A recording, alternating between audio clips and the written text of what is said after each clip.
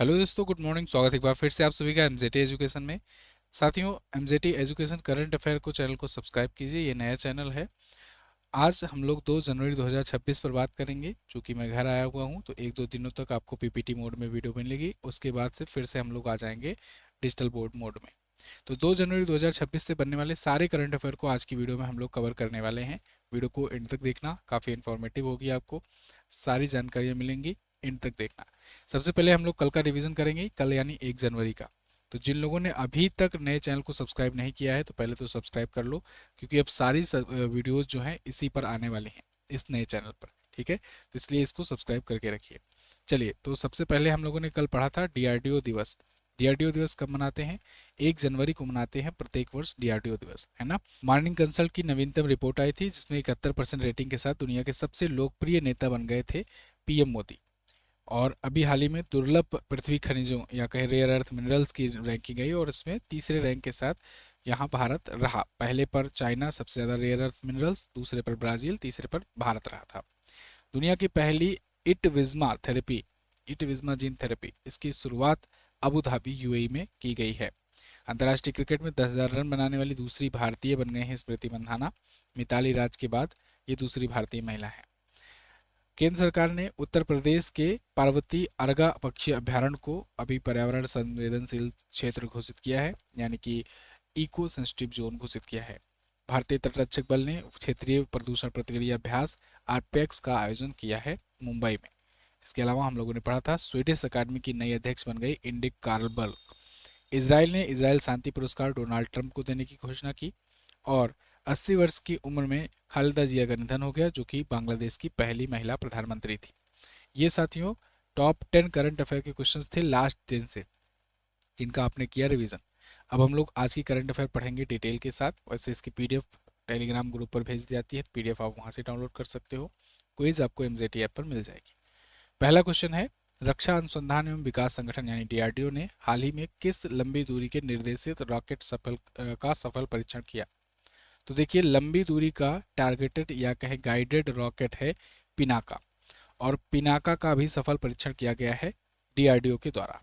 पिनाका ये long range की guided missile है। देखिए, इसका नाम है ना LRGR, यानी लॉन्ग रेंज गाइडेड रॉकेट। तो ये रॉकेट है, रॉकेट मतलब कि ये लॉन्च करेगा मिसाइल्स वगैरह का।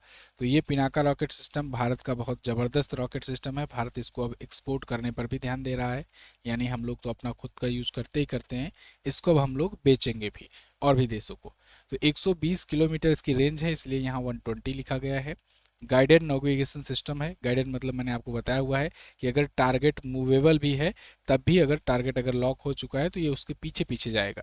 टारगेट कहीं पर भी इधर उधर हो जाए फिर भी ये पीछे पीछे लगा रहेगा। ठीक है, तो इसका परीक्षण अभी किया गया चांदीपुर उड़ीसा में। चांदीपुर में टेस्ट फायर रेंज है, आप सबको पता है, वहीं पर इसका परीक्षण किया गया है।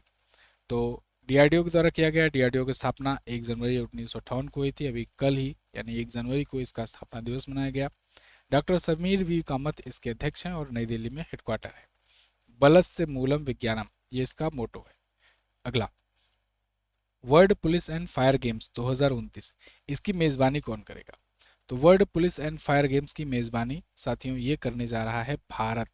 इस बार भारत इसकी मेजबानी करेगा। लगभग 15,000 से 20,000 एथलीट इसमें हिस्सा लेते हैं। बहुत बड़ा इवेंट होता है, मतलब आप समझो ओलंपिक के बाद ये पुलिस और फायर गेम्स सबसे बड़ा, सबसे ज़्यादा लोग शामिल होते हैं इसमें।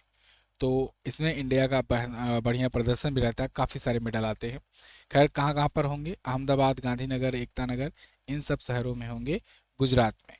तो पुलिस और अग्निशमन सेवा और एथलीट ये सब हिस्सा लेंगे इसमें।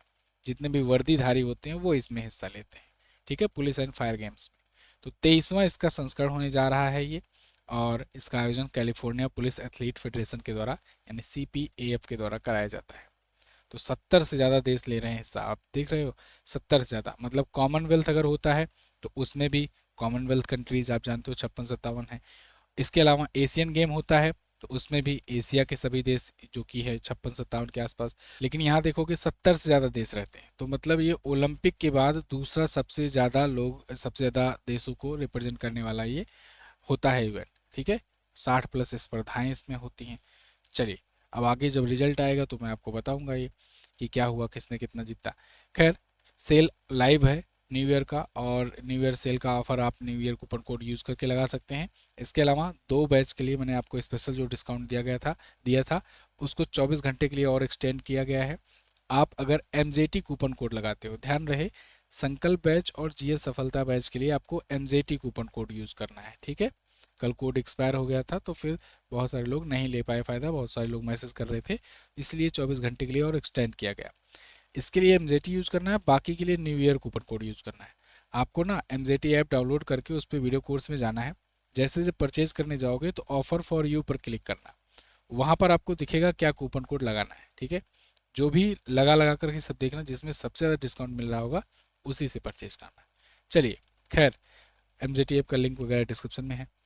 झारखंड की पहली महिला पुलिस महानिदेशक यानी DGP कौन बनी? तो झारखंड की पहली महिला पुलिस महानिदेशक बन गई हैं तदासा मिश्रा। तदासा मिश्रा जो होंगी, ये आपको जो इमेज में दिख रही हैं, ये झारखंड की पुलिस की पहली महिला महानिदेशक होंगी। DGP रैंक का जो अधिकारी होता है उस राज्य का सबसे बड़ा पुलिस का अधिकारी होता है, तो डायरेक्टर जनरल ऑफ पुलिस, तो महिलाओं में सबसे बड़ी अधिकारी होंगी ये झारखंड की। 1994 बैच की हैं ये, IPS अधिकारी रही हैं, काफ़ी सख्त प्रशासन के लिए जानी जाती हैं ये। खैर, अनुराग गुप्ता की जगह पर आएंगी। अनुराग गुप्ता ने अभी हाल ही में स्वेच्छा से इस्तीफा दे दिया था अचानक से, हालांकि काफ़ी विवादों में घिरे थे और विवादों के कारण ही इस्तीफा बताया जा रहा है, लेकिन उसके बाद फिर अब इनको नियुक्त किया गया है। झारखंड के बाद हम बात करते हैं। झारखंड आपको ये देखेगा एक छोटा सा राज्य है, बिहार से अलग हुआ था झारखंड, है ना।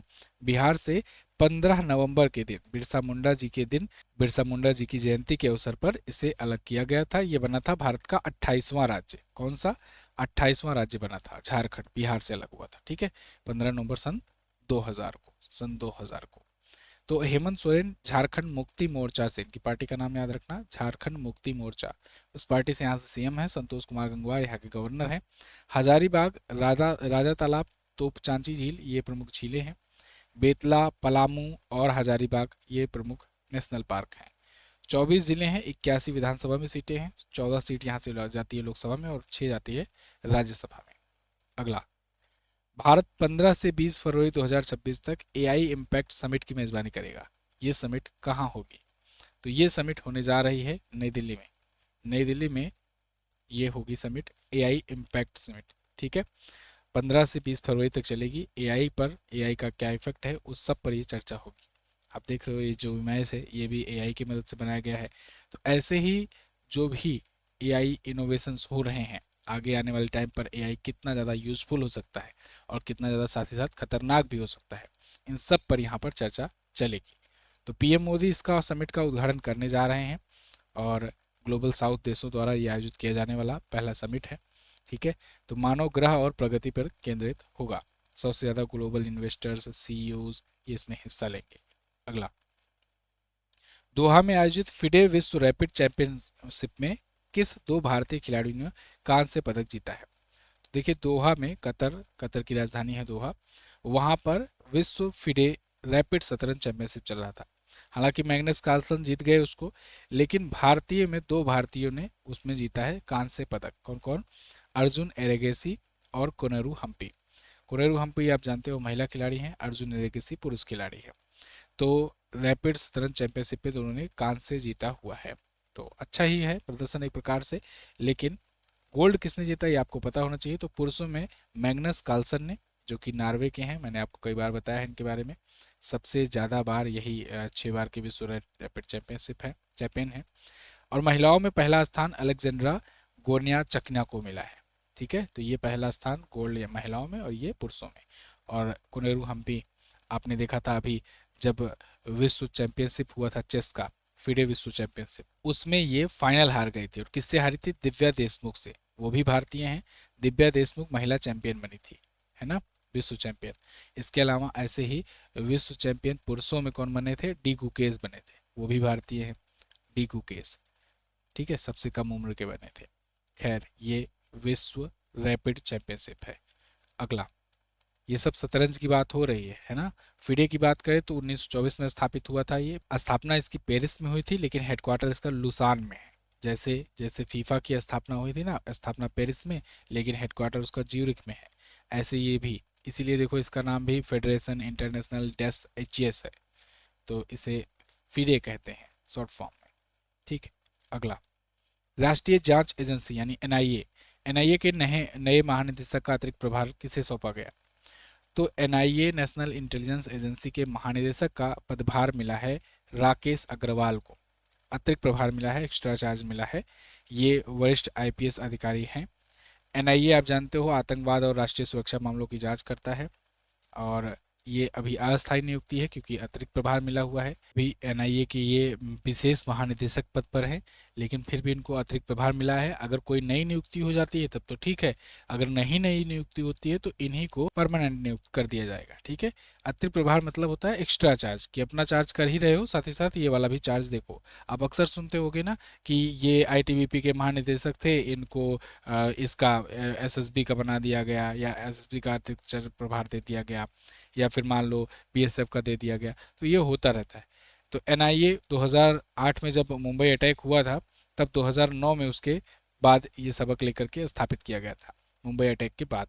ठीक है, तो 2009 में इसकी स्थापना हुई थी, नई दिल्ली में हेडक्वार्टर है। अगला क्वेश्चन है, टी20 अंतर्राष्ट्रीय क्रिकेट में सबसे ज्यादा विकेट लेने वाली महिला खिलाड़ी कौन बन गई है? तो टी20 इंटरनेशनल क्रिकेट, इसमें महिलाओं का भी परचम लहरा रहा है। इंडियन वीमेंस लगातार रिकॉर्ड पे रिकॉर्ड बनाती जा रही हैं। तो इसमें देखिए सर्वाधिक विकेट लेने वाली महिला खिलाड़ी बन गई हैं दीप्ति शर्मा। ये भी भारतीय हैं, और इन्होंने 152 विकेट लगाए हैं, चटकाए हैं महिला खिलाड़ियों में। ठीक है, टी20 में इन्होंने मैग्नस स्कट का रिकॉर्ड तोड़ा है, जो कि ऑस्ट्रेलिया की रही हैं। तो उनका रिकॉर्ड तोड़ करके ये अब तक सर्वाधिक विकेट टी20 में ले चुकी हैं। अभी आपको मैंने कल की वीडियो में बताया था कि 10,000 टोटल रन महिलाओं में पूरा करने वाली स्मृति मंधाना दूसरी भारतीय महिला बन गई हैं मिताली राज के बाद। और अब दीप्ति शर्मा के नाम नया रिकॉर्ड। वैसे दीप्ति शर्मा इस बार विमेन ऑफ द सीरीज भी रही थी, विमेन ऑफ द टूर्नामेंट रही थी। किसमें? जब अभी आईसीसी का वर्ल्ड कप हुआ था ना, भारतीय महिला टीम ने जीता था, तो उसमें मैन ऑफ द सीरीज भी ये रही थी। ओके, तो ये ऑलराउंडर हैं, बॉलिंग भी करती हैं, बैटिंग भी कर लेती हैं, लेकिन खास तौर से बॉलिंग करती हैं। खैर, आईसीसी की अगर बात करें तो दुबई में इसका हेडक्वार्टर है, 1909 में स्थापना हुई थी। अध्यक्ष जय शाह हैं और सीईओ संजू गुप्ता है, दोनों ही भारतीय हैं। ठीक है, अगला मोस्ट अचीव चाइनीज अवार्ड 2025 यानी माका MACA, ये अवार्ड पाने वाले पहले चित्रकार कौन बने? काफ़ी प्रतिष्ठित अवार्ड माना जाता है माका। तो माका अवार्ड पाने वाले पहले चित्रकार बन गए हैं झांग डामो। कौन? झांग डामो। ये आपको डी ऑप्शन में दिख रहे हैं, झांग डामो। ये बन गए हैं ये अवार्ड पाने वाले, माका पाने वाले पहले चाइनीज। चीनी पेंटिंग के अग्रदूत रहे हैं, चाइनीज़ पेंटिंग को इन्होंने काफ़ी ज़्यादा फेमस किया है और इसको विश्व भर में ख्याति दिलाई है, इसलिए इनको ये अवार्ड दिया गया है, चीनी इंक पेंटिंग को वैश्विक पहचान दिलाने के लिए। अगला, आरबीआई ने हाल ही में किस कंपनी की सहायक इकाई को एनबीएफसी के तौर पर काम करने की मंजूरी दी है? एनबीएफसी क्या होता है? एनबीएफसी मतलब होता है नॉन बैंकिंग फाइनेंशियल कंपनी, मतलब ऐसी फाइनेंशियल कंपनी जिसका कोई बैंक ना हो, नॉन बैंकिंग हो, लेकिन फाइनेंस करने का काम करती हो। ठीक है, छोटे मोटे फाइनेंस देना, उधार देना, लोन देना, ये काम करती हो। तो अभी आरएमएन फाइनेंशियल सर्विसेज को, आरएमएन फाइनेंशियल सर्विसेज यानी कि बी ऑप्शन में जो आपको दिख रहा है, इसको अभी एनबीएफसी तौर पर काम करने की आरबीआई की मंजूरी मिल गई है। भारत में कोई भी फाइनेंशियल एक्टिविटी करना है, कोई भी फाइनेंशियल सर्विस करना है, तो आपको आरबीआई से मंजूरी लेनी पड़ती है, चाहे वो बैंकिंग हो चाहे नॉन बैंकिंग हो।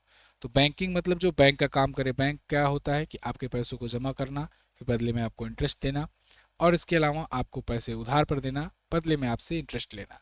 लेकिन अब नॉन बैंकिंग फाइनेंशियल कंपनी का यानी एनबीएफसी का एक प्रचलन आ गया है कि उनके पास खुद का बैंक तो नहीं होता है, लेकिन फिर भी वो आपको फाइनेंसिंग करने का काम करती है। मतलब आपका पैसा जमा नहीं करेंगे, सिर्फ आपको लोन देने का ही काम करेंगे। ठीक है, तो सिर्फ फाइनेंस करने का काम करते हैं। जैसे आप देखते हो बहुत सारी चीज़ें, आप बजाज फाइनेंस है, इसके अलावा हिंदुजा फाइनेंस है, तमाम सारी कंपनियां हैं। ठीक है, ऐसे ये भी है। तो आरएमएन फाइनेंशियल सर्विसेज की सहायक इकाई को मंजूरी दे दी गई है आरबीआई के द्वारा, और अब ये वित्तीय सेवाओं में अपना विस्तार कर सकेगा। हालांकि इसमें भी लिमिटेड होता है, लिमिटेड अमाउंट तक ही ये फाइनेंस कर सकती हैं, लिमिटेड बैंकिंग सर्विसेज भी ये प्रोवाइड कर पाती हैं। ओके, तो ये आरबीआई के द्वारा दिया जाता है। आरबीआई के एक्ट 1934 के तहत जारी किया जाता है। आरबीआई की बात करें अगर, तो reserve bank of India Bharat का केंद्रीय बैंक है। 1935 में 1 अप्रैल को इसकी स्थापना हुई थी और इसका हेडक्वार्टर मुंबई में है।